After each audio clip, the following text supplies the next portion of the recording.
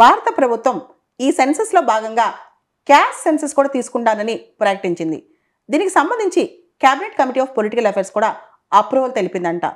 ఈ విషయంలో all India OBC students association national president Kiran Kumar Goud మనతో ఉన్నారు. తను అంటే ఈ క్యాస్ట్ సెన్సస్ సంబంధించి చాలా కాలంగా పోరాడారనమాట. తనకు సంబంధించి అసలు ఈ సెన్సస్ ఏ విధంగా అనిపిస్తుంది, తనకి ఇది ఎలా తీసుకుంటే బాగుంటుంది, దీనికి సంబంధించిన డీటెయిల్స్ అడిగి తెలుసుకుందాం. కిరణ్, హాయ్. Hi ma'am. హ్యాపీయా క్యాస్ట్ సెన్సస్కి? చాలా happy ma'am. It's a long due actually. 10 years నుంచి పోరాడుతున్నాం యాక్చువల్లీ ఈ ఇష్యూ మీద. 2015 నుంచి కూడా ఈ ఇష్యూ మీద డిబేట్స్, డిస్కషన్స్, ప్రొటెస్ట్లు. సో ఢిల్లీ లెవెల్లో, హైదరాబాద్ లెవెల్లో, డిఫరెంట్ స్టేట్స్ లెవెల్లో ఇలాంటివి చేస్తున్నాం.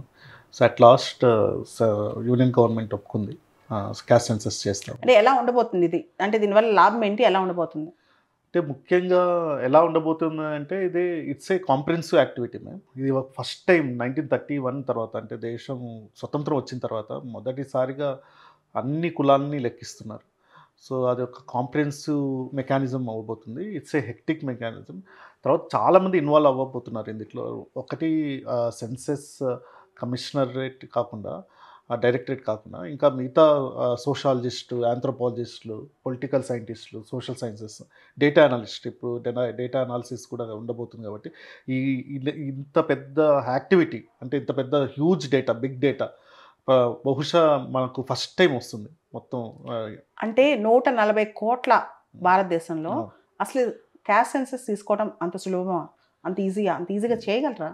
అంటే చెయ్యగలరు మేము. ఎందుకంటే వాళ్ళకి సెంట్రల్ గవర్నమెంట్, యూనియన్ గవర్నమెంట్ దగ్గర ఆ మెకానిజం, మిషనరీ ఉంది. ఆల్రెడీ మనం ఎస్సీ ఎస్టీ డేటాని ఆల్రెడీ మనం కలెక్ట్ చేస్తున్నాం. అక్కడ యాడ్ చేయాల్సింది ఇంకో 2-3 కాలమ్స్ యాడ్ చేయాల్సి వస్తుంది ఆ స్కెడ్యూల్లో, సెన్సస్ స్కెడ్యూల్లో 2-3 కాలమ్స్ ఎక్స్ట్రా యాడ్ చేయాల్సిన అవసరం ఉంటుంది అంతే. సో ఇదేం పెద్ద కష్టమైన పని అయితే కాదు సెంట్రల్ గవర్నమెంట్, యూనియన్ గవర్నమెంట్. తర్వాత ఇప్పుడున్న టెక్నాలజీ యూజ్ చేసుకొని కూడా ఈ క్యాస్ట్ డేటాని అన్నది వాళ్ళు తీసుకోవడం చాలా ఈజీ. సో జస్ట్ ఇప్పుడు అడుగుతున్న అన్ని క్వశ్చన్స్లో ఒక క్వశ్చన్ ఒకటే ఎక్స్ట్రా అవ్వబోతుంది. సో దానికి ఇదేం పెద్ద హెర్కులెన్ టాస్క్ గవర్నమెంట్కి అనేది మనం చెప్పలేము. అంటే జనరల్గా కులం ఎవరైనా అడిగితే మనం చెప్పొచ్చు, చెప్పకపోవచ్చు. కానీ సెన్సస్లో భాగంగా అడిగితే ఖచ్చితంగా చెప్పాలి కదా. మేము అదే, ఇది కాన్ఫిడెన్షియాలిటీ పార్ట్ ఏదైతే ఉందో సెన్సస్లో, అది చాలా ఇంపార్టెంట్ ఆస్పెక్ట్ సెన్సస్లో. అసలు మొత్తం వ్యాలిడేషన్ అంతా కూడా కాన్ఫిడెన్షియాలిటీ పార్ట్లోనే ఉంటుంది. సో అక్కడ వాళ్ళు ఏమన్నా ప్రొవిజన్స్ ఇవ్వచ్చేమో, అంటే డినే చేయడానికి ఆ క్వశ్చన్ వరకు డినే చేయొచ్చు, లేకపోతే నాకు క్యాస్ట్ లేదన్నది చెప్పొచ్చు, లేకపోతే క్యాస్ట్ ఉన్నది చెప్పొచ్చు.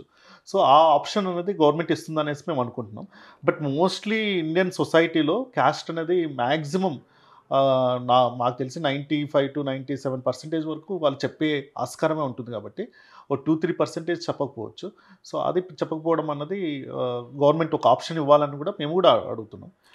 ఇప్పుడు చాలా ఓబీసీ పార్టీస్ చాలా సంవత్సరాల నుంచి క్యాస్ట్ సెన్సస్ కావాలి అంటున్నాయి. ఇదంతా కూడా రిజర్వేషన్ మీద ప్రభావం చూపించబోతుందా?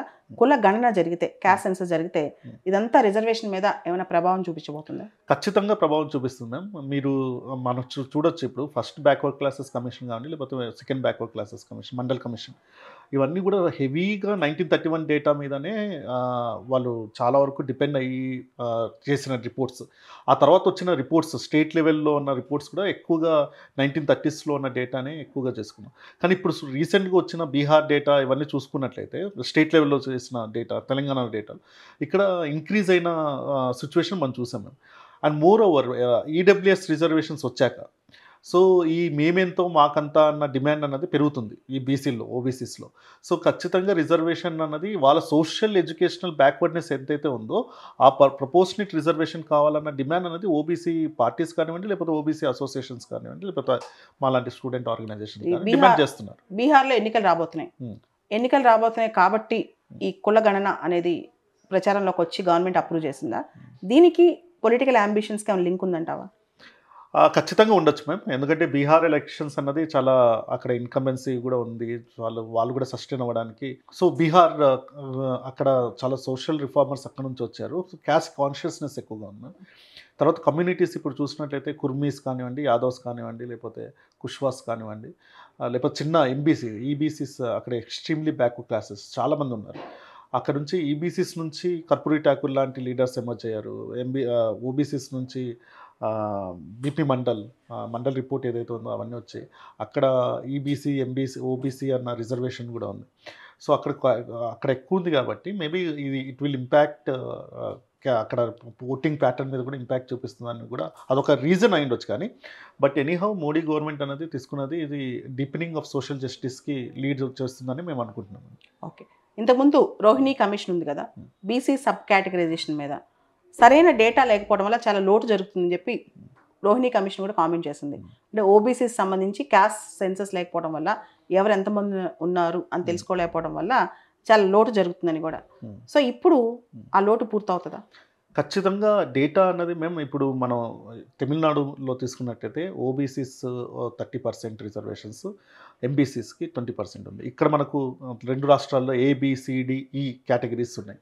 అలాగే 2A 2B అనేసి అక్కడ కర్ణాటకలో ఉంది. బీహార్లో ఈబీసీస్, ఓబీసీస్ అన్న కేటగరైజేషన్ ఇష్యూ అన్నది ఇప్పుడు చాలా వరకు అంటే విత్ ఇన్ కమ్యూనిటీస్లో కూడా సోషల్ జస్టిస్ అవుతుందా లేదా, హైరార్కీస్ ఉన్నాయి, అవన్నీ కూడా సోషల్ జస్టిస్ అవ్వాలంటే ఆ హైరార్కీస్ని తగ్గించాల్సిన అవసరం, ఆ డిఫరెన్సెస్ని తగ్గించాల్సిన అవసరం ఉంది. కాబట్టి ఆ డేటా అన్నది రోహిణి కమిషన్ చాలా హర్డిల్స్ ఫేస్ చేసింది. ఈ డేటా లేకపోవడం వల్ల ఆ హర్డిల్స్ ఫేస్ చేసింది. రోహిణి కమిషన్ వేసింది సబ్ కేటగరైజేషన్ ఇష్యూ కోసం వేశారు. ఇప్పుడు గవర్నమెంట్ దగ్గరికి రెడీమేడ్గా ఆ డేటా రాబోతుంది కాబట్టి అలాంటి ఇష్యూస్ కూడా రేపు పొద్దున ఉండకపోవచ్చు. అండ్ ఎఫెక్టివ్గా, సైంటిఫిక్గా, ట్రాన్స్పరెంట్గా కేటగరైజేషన్ కూడా అవ్వచ్చు ఫ్యూచర్. అంటే మొత్తం ఈ క్యాస్ట్ సెన్సస్ తీయటం వల్ల ఈ డేటా మిస్యూజ్ అయ్యే అవకాశం కూడా లేకపోలేదు కదా. మేము అదొక మేము ఇప్పుడు మేమంతా డిమాండ్ చేస్తున్నది కూడా సెంట్రల్ గవర్నమెంట్, యూనియన్ గవర్నమెంట్ ఎందుకు చేయాలి అన్న డిమాండ్ ఏంటంటే, ఒకటి ఇది యూనియన్ లిస్ట్లో ఉన్నది, 2 దీనికి ఒక మిషనరీ ఉంది, దీనికి ఒక మెకానిజం ఉంది, దీనికి ఒక మ్యాన్ పవర్ ఉన్నారు. సో అక్కడ ఇన్ని రోజుల వరకు కూడా మన సెన్సస్ డేటా అన్నది ఎక్కడ లీకేజ్ అవ్వడం కానీ, లేకపోతే బయటకు రావడం కానీ, వితౌట్ కాన్ఫిడెన్షియాలిటీని బ్రేక్ చేయడం కానీ, బ్రీచ్ చేయడం కానీ చూడలేదు. సో అందుకనే మేము కూడా అడుగుతున్నది ఏంటంటే, సెంట్రల్ గవర్నమెంట్ దగ్గర మెకానిజం అవన్నీ ఉంది కాబట్టి అక్కడ అవ్వదనే మేము అనుకుంటున్నాం. సో ఎక్కడ కూడా, ఎందుకంటే అక్కడ ఒక ప్రోసెస్, అక్కడ ఒక సెటప్ అన్నది ఉంది కాబట్టి అక్కడ నుంచి లీకేజ్ అవ్వదనే అందుకనే మేము డిమాండ్ చేస్తున్నాం. అదే స్టేట్ గవర్నమెంట్స్లో తీసుకున్నట్లయితే ఎక్కడికెక్కడ కొన్నిసార్లు కర్ణాటక రిపోర్ట్స్ అఫీషియల్గా బయట రాకముందు చాలాసార్లు గవర్నమెంట్ రిపోర్ట్స్ వచ్చాయి. ఇక్కడ కూడా ఎస్కేఎస్ రిపోర్ట్ చేసినప్పుడు సకల కుటుంబ సర్వే చేసినప్పుడు చాలా ఇన్ఫర్మేషన్ కూడా బయటకు వచ్చింది, అంటే అఫీషియల్గా ఇవ్వకుండానే. సో అలాంటివి ఇప్పుడు సెన్సస్లో జరగదనేసి మేము దృఢంగా నమ్ముతున్నాం. ఆల్ ది బెస్ట్ కిరణ్, మొత్తానికి మీ ఉద్యమం సక్సెస్ అయింది. క్యాస్ట్ సెన్సస్ కోసం ఇంకా కూడా ఎక్కువ వల్నరబుల్ సెక్షన్స్ కోసం పాటుపడతారని కోరుకుంటూ all the best for your all India OBC students association కూడా. Thank you ma'am, thank you so much. మీ యొక్క కోఆపరేషన్, తర్వాత స్పెషల్లీ మార్జినలైజ్డ్ కమ్యూనిటీస్ పట్ల మీకున్న కన్సర్న్ ఏదైతే ఉందో అది కూడా మాకు చాలా వరకు హెల్ప్ అవుతుంది. మీ ఇలాంటి వాళ్ళ ద్వారా కూడా ఈ ఇష్యూని బయటకు ఇంతకుముందు కూడా మీరు క్యాస్ట్ సెన్సస్ గురించి చేశారు. ఈ ఇష్యూని బయటకు తీసుకురావడంలో, తర్వాత ఇందులో న్యూట్రల్గా చూసే దాంట్లో మీలాంటి వాళ్ళ ఇంటెలెక్చువల్స్ ఒక హెల్ప్, తర్వాత సపోర్ట్ కూడా అవసరం ఉంది కాబట్టి మీకు కూడా మేము థ్యాంక్స్ చెప్తున్నాము. Thank you.